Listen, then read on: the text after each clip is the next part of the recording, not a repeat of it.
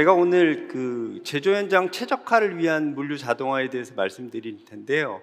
제가 그 핵심적으로 말씀드리고 싶은 단어는 최적화입니다.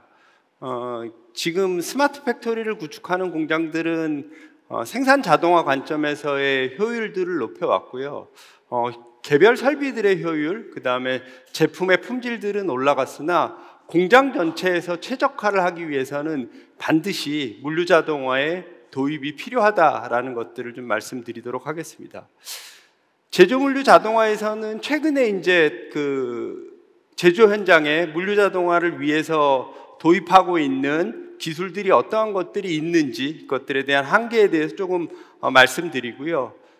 이런 물류 자동화의 장비들이 과거에 이제 하드웨어 중심으로 도입을 되다 보니까 효율적이지도 못하고 그 다음에 최적화되지 못하는 문제들이 있었습니다. 그래서 하드웨어 중심의 장비들을 어떻게 소프트웨어 중심으로 도입할 것인가, 그 다음은 상위 시스템과의 연계를 통해서 진짜로 최적화하는 방법에 대해서 말씀을 좀 드리고요. 그러한 것들이 가져올 수 있는 기대 효과에 대해서 말씀드리도록 하겠습니다. 첫 번째, 제조 물류 자동화입니다. 모든 기업들이 최근에 대부분의 기업들이 좀 고민이 많아졌습니다. 물류 자동화를 하고 싶은데 인력난 때문에도 하고 싶고 안전사고, 안전에 대한 것들 때문에 물류 자동화도 도입하고 싶어 합니다. 그것들이 아마 첫 번째가 될 거고요. 제조 현장에는 이제 보관을 자동화하는 것도 있고 그 다음에 반송을 자동화하는 것도 있습니다. 그러한 것들을 어떻게 효율적으로 빠른 시간 안에 처리할 수 있을지에 대한 고민들을 바탕으로 해서 인력난, 안전에 대한 고민들로 많이 고민을 하고 있는 단계입니다. 공장 안으로 좀 들어가 보도록 하겠습니다. 공장 안에는 이제 대부분의 공장들이 생산동도 있고요, 창고동도 있습니다. 그 안을 보시면 원자재 창고들도 있고요, 생산 라인도 있고 그 생산 라인과 라인 간의 공정 창고, 그 다음에 완제품의 자동 창고들이 있고 그것을 입고시키기 위한 다양한 장치의 물류 설비들이 또 있습니다. 그러면 지금 어떠한 것들을 지금 기업들이 많이 도입을 하고 있는지 보시면 원자재 창고에 입고하는 데 자동화에 무인지게차들 좀 많이 쓰고 있습니다. 그 다음에 두 번째는 원자재 창고에서 공정까지의 반송, 그 다음에 공정 내에서의 반송을 위한 자동 무인 반송 장치 AGV나 AMR들 많이 사용을 하고 있고요. 그 다음에 이제 보관을 위한 창고들 다양한 형태들이 있겠지만 주로 사용하는 것들이 스태커 타입 또는 셔틀 타입의 자동 창고를 통해서 보관을 하고 있습니다. 그 다음에 최근에 이제 조금 시범적으로 도입되는 기술들이긴 한데요. 제품 출고하는 데 있어서 무인지게차를 통해서 컨테이너까지 상차할 수 있는 기술들을 제조 현장에서 활용을 하고 있습니다. 결국은 이러한 그 자동의 반송 장치들을 도입을 하는 이유는 궁극적으로는 자율제조 환경을 만들기 위함입니다. 과거에는 작업자를 중심으로 해서 생산 라인이 있고 자재들을 반송할 수 있는 수동의 기능들이 존재했고요. 그러한 것들은 수동 창고에 보관이 되는 형태로 됐습니다. 그다음에 다양한 시스템들을 사용을 하긴 하는데요. 그것들이 독립적으로 작업자를 중심으로 해서 시스템을 사용을 해왔습니다. 결국은 시스템, 설비, 작업자가 모두 독립적으로 존재하면서 활용을 하는 그러한 형태의 시스템으로 되어 있었습니다. 그런데 자율제조 환경, 풀오토메이션의 환경이 되게 되면 그것들이 모두 연결이 되어서 시스템 그리고 설비 중심으로 움직이게 됩니다. 생산 라인도 자동화되고 그 다음에 물류 설비들, 보관 설비들도 다 자동화되고요. 그것들이 제일 핵심인 MES를 중심으로 해서 다양한 시스템, 하드웨어들이 연계되어서 자율제조 환경을 만들어 간다라고 보시면 될 것 같습니다. 우측에 보시면 자율제조 환경에서는 사람은 공장 내에 있지 않고 밖에서 그것들을 통제하는 그러한 형태로 된다라고 보시면 될 것 같습니다. 서두에도 조금 말씀을 드렸는데요. 과거에는 진짜로 우리가 물류자동화 장비를 도입할 때 단순하고 반복 업무, 사람이 하는 이 일을 대체하기 위한 자동화들을 적용을 했습니다. 그리고 그 각각의 장비들은 사람이 수동 조작에 의해서 독립적으로 운영되는 형태로 과거에는 도입을 했습니다. 그런데 최근에 SDF 스마트 팩토리 환경화에서는 입고, 보관, 반송, 보관, 출고하는 일련의 프로세스상의 작업자가 개입을 함으로 인해서 각각이 단절이 되는 문제들이 발생을 합니다. 하단의 시스템을 보시면 물류자동화를 이야기하는 AMHS의 반송, 보관, 분류 설비들이 있고요. MES 안에 생산을 계획하고 공정을 관리하고 설비를 관리하는 모든 데이터들이 존재함에도 불구하고 우리가 그 데이터를 활용하지 못함으로 인해서 공정에 대한 지연, 병목, 그 다음에 비효율적인 자재 요청 등의 데이터를 연동하지 못함으로 인해서 발생하는 문제들이 또 한계가 발생을 하게 되었습니다. 그래서 지금도 하이테크 공장에서는 이미 장비 간의 연결, 상위 시스템과의 연계, 그리고 시스템 통제를 통해서 효율적으로 최적화하는 방식으로 공장을 자율제조 환경, 풀 오토메이션의 환경으로 만들어 가고 있습니다.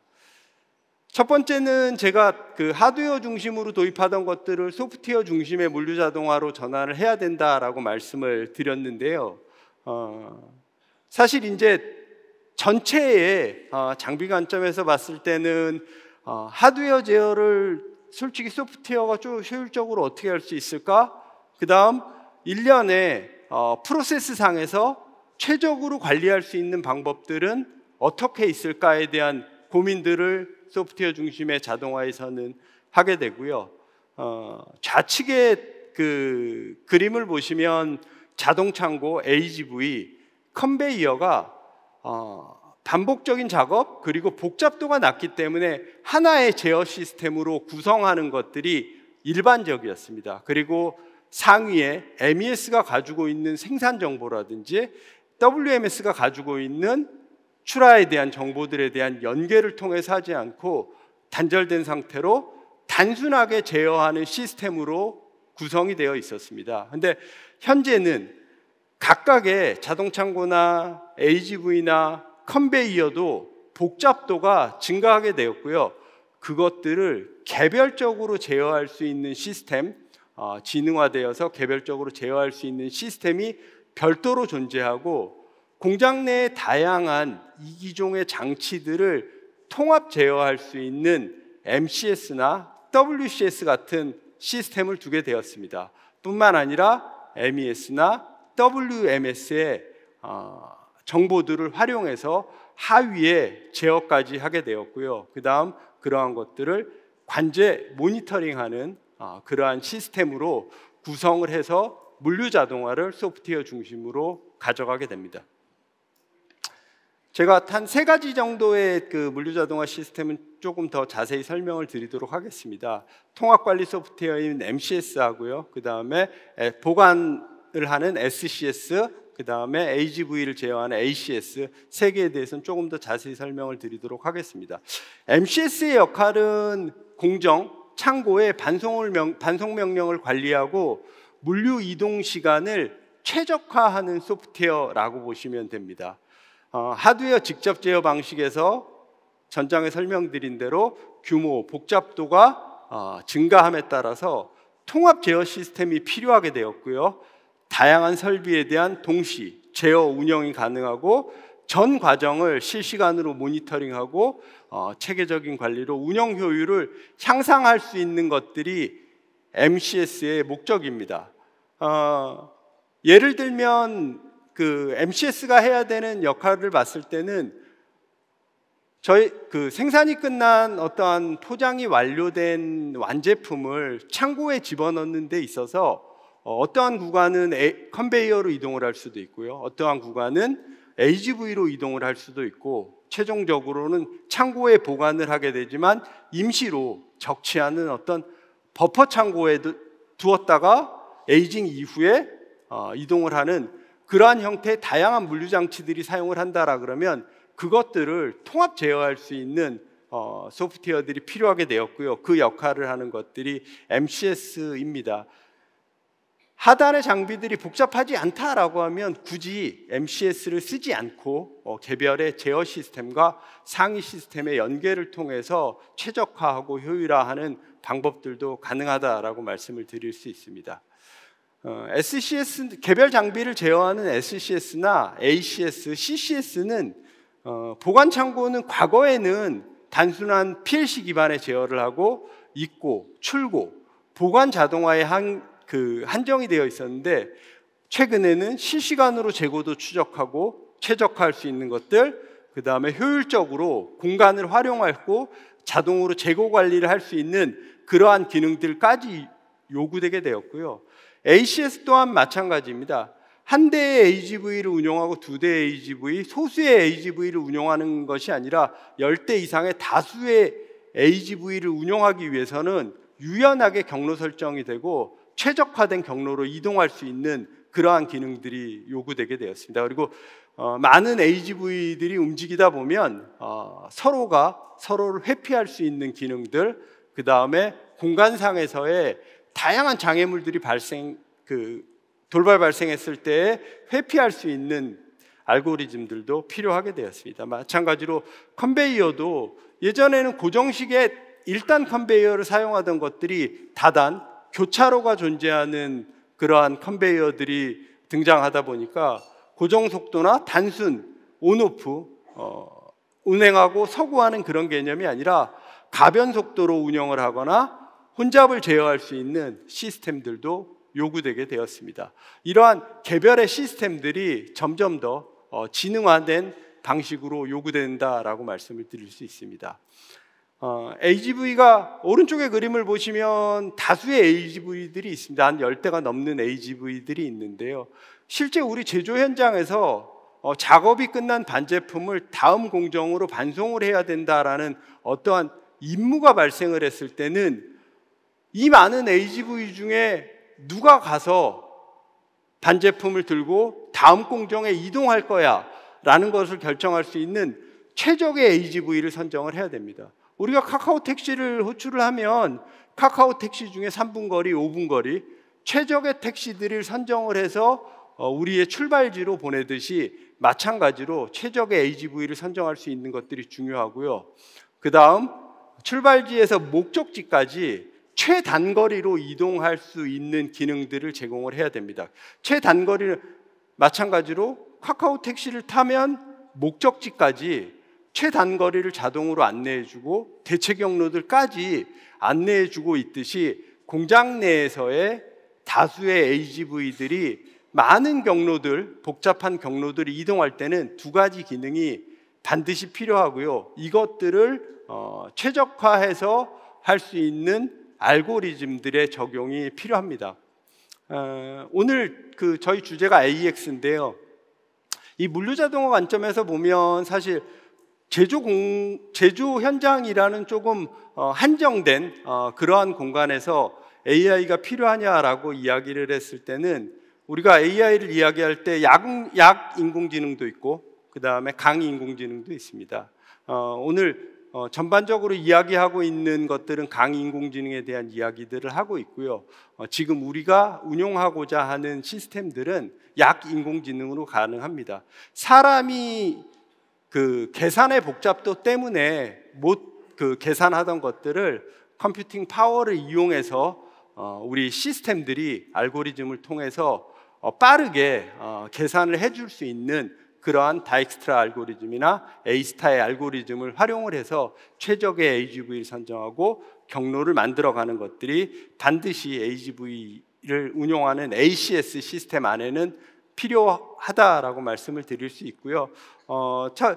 아까 전에 이제 말씀드린 첫 번째 최적의 AGV를 선정하고 명령 이관이라는 거는 이제 조금 더 지능화되고 똑똑해져야 된다라는 것이 움직이기 시작을 했음에도 불구하고 출발지로 이동하는 과정에서의 여러 가지 상황들에 의해서 다른 AGV가 조금 더 출발지에 먼저 갈 수 있다라고 판단을 하면 그 AGV가 갈 수 있도록 해주는 것들이 명령 이관입니다. 이러한 기능들은 아주 조금의 택타임을 낮추긴 하겠지만 공장의 최적화 효율을 높이는 데 있어서는 반드시 필수적인 기능이다라고 볼 수 있고요. 자동 충전은 당연히 가동률을 극대화하기 위해서 제공을 해야 되고요. 그 다음에 충돌 감지, 우회, 트래픽 제어들도 우리가 실제 다수의 AGV들을 운용을 하다 보면 AGV들이 트래픽, 교차로상에서 정지하는 경우들이 실제로 발생을 하게 됩니다.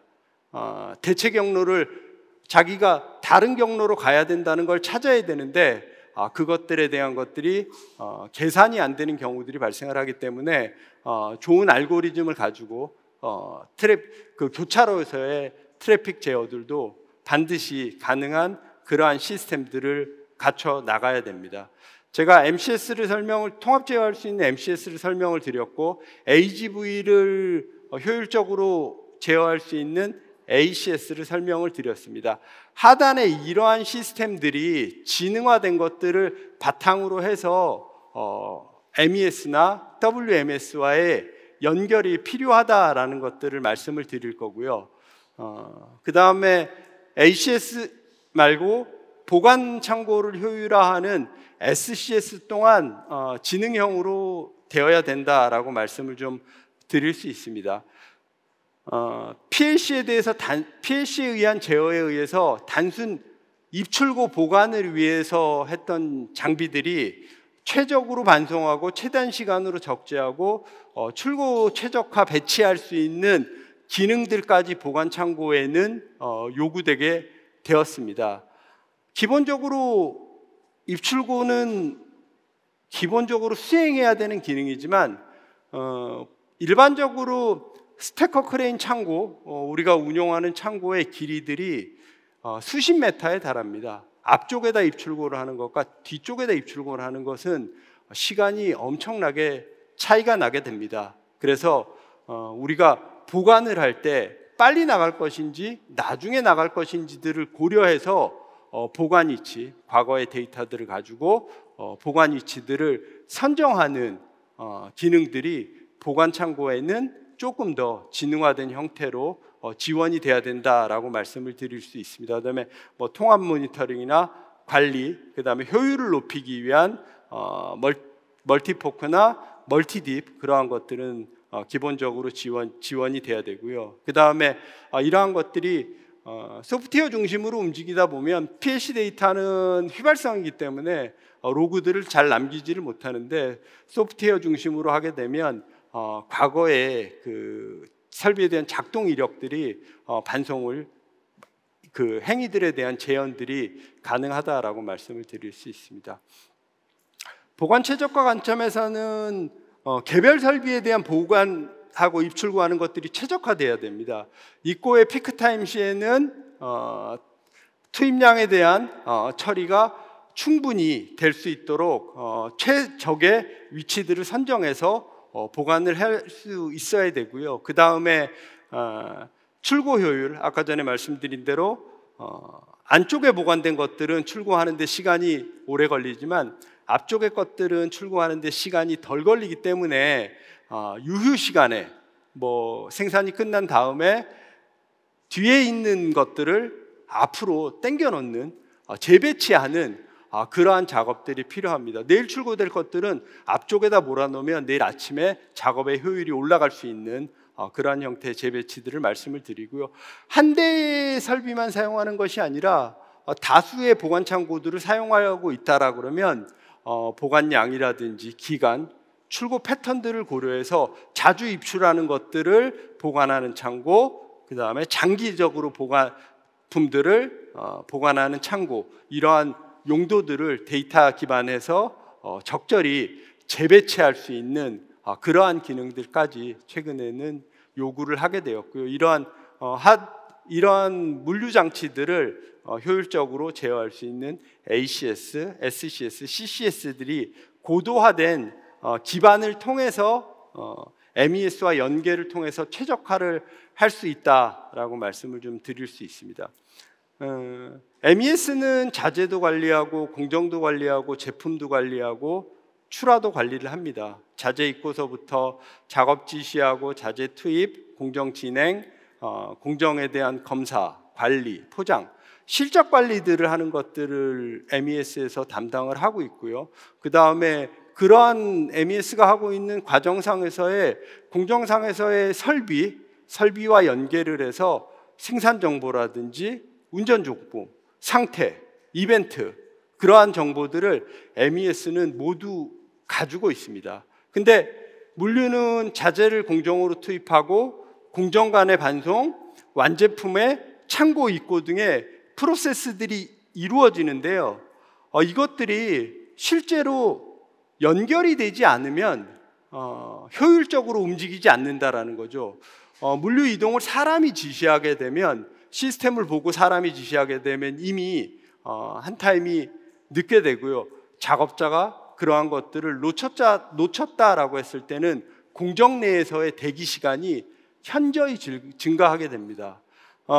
이러한 것들을 예를 들자면 저희가 물류 생산 공정과 물류의 연계 측면에서 말씀을 드리면, 사실 우리가 계주를 한다라고 하면 첫 번째 주자가 열심히 최대한의 속도로 달려와서 두 번째 주자에게 바톤을 빠르게 넘겨주지 않으면 그 안에서의 바톤을 인수인계 받는 과정에서의 지체가 생기게 됩니다. 바톤을 놓고 두 번째 주자가 집어간다라고 하면 시간의 갭이 발생을 하게 될 거고요. 계주처럼 물 흐르듯이 갈 수 있는 것들이 MES와 AMHS의 연계가, 물류 자동화 시스템의 연계가 반드시 필요한 이유입니다.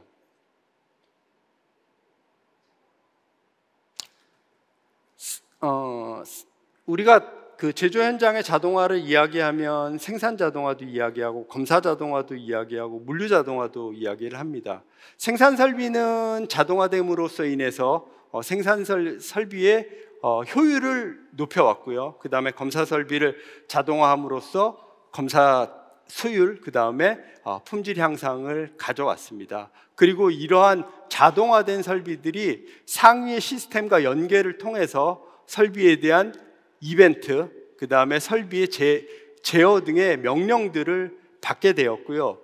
그러한 정보들을 물류에 활용함으로 인해서 반송을 최적화하고 효율화할 수도 있고요. 그 다음에 우선순위 기반으로 물류를 일으킬 수 있습니다. 그 다음에 설비에 장착하기 위한 자재 또는 완제품을 로딩하고 언로딩하기 위한 정보들을 설비에서, 생산 설비에서 받아서 물류 설비가 그 정보를 가지고 로딩, 언로딩 하는 것까지 자동화가 된다 그러면 아까 전에 말씀드린 대로 계주를 하면서 물 흐르듯이 생산 공정이 흐를 수 있다라고 말씀드릴 수 있습니다. 그래서 간략하게 다시 한번 설명을 드리면, 하단의 설비에서 어떠한 자재 또는 제품에 대한 적재 또는 반송에 대한 이벤트들이 발생하게 되면 MES에서 다음 공정으로 가야 될 것들을 디스패처에게 물어보게 되고요. 디스패처가 스케줄링에 통해서 반송 지시를 내리게 되면 그것들이 MCS를 통해서 최적의 경로, 반송 명령, 그리고 반송 장비를 선택을 해서 ACS 또는 OCS, CCS, SCS 등의 명령을 내리면 그 물류 장치들이 설비에 가서 실행을 하게 되는 그러한 구조로 시스템은 운용된다라고 보시면 될 것 같습니다. 마지막으로 기대 효과는 요약을 해드리면, 생산 공정하고 물류 흐름이 동기화됨으로 인해서 생산 속도가 향상이 될 수 있다. 그거 지금 계속 말씀을 드렸고요. 그 다음에 AGV, AMR의 최적 경로를 통해서 필요 자재에 대한 적시 공급이 가능하다라는 것이고요. 그 다음에 창고들을 운영하는 데 있어서 데이터를 통해서 의사결정을 함으로 인해서 입출고 속도, 보관 효율을 최대화할 수 있다라는 것입니다. 결국은 생산 공정을 최적화하고 최소한의 물류 이동으로 운영비 절감, 생산성 극대화 등이 가져올 수 있고요. 지능화된 생산 현장을 물류자동화와 MES 연계를 통해서 할 수 있습니다. 이러한 생산 최적화는 사실 반도체 공장에서는 이미 MES와 AMHS를 연결해서 웨이퍼 이송 최적화를 통해서 대기시간 감소를 하고 있고요. 전기기기 부품 공장에서는 실시간으로 반송하고 재고 관리하는 시스템을 통해서 재고 및 물류 비용들을 감소하는 효과들을 가지고 있습니다. 그다음에 유통기한이 짧은 식품 회사에서는 그러한 것들의 변경 대응 속도를 데이터를 활용해서 높여가고 있습니다. 전체적인 시스템의 구성을 보면 자층에 지금 설명드린 물류 통합 제어, ACS, SCS, CCS, OCS 등의 시스템들이 생산 설비들과 검사 설비들과 연계해서 MES, 스케줄러를 통해서 전체적으로 통합해서 최적화되는 시스템을 구성을 할 수 있고요. 이 모든 것들은 별도의 디지털 트윈 솔루션을 통해서 모니터링 할 수 있는 형태로 물류 자동화 시스템들을 구축하고 제조 현장을 최적화한다라고 말씀을 드릴 수 있습니다. 마지막으로 미라콤이 MES 중심의 스마트 팩토리 SDF를 하는 회사입니다. 그런데 왜 물류 자동화 하드웨어에 대한 이야기를 하지라고 말씀을 하시면, 저희가 삼성 SDS와 관계사에서 물류 자동화와 관련된 사업을 해왔습니다.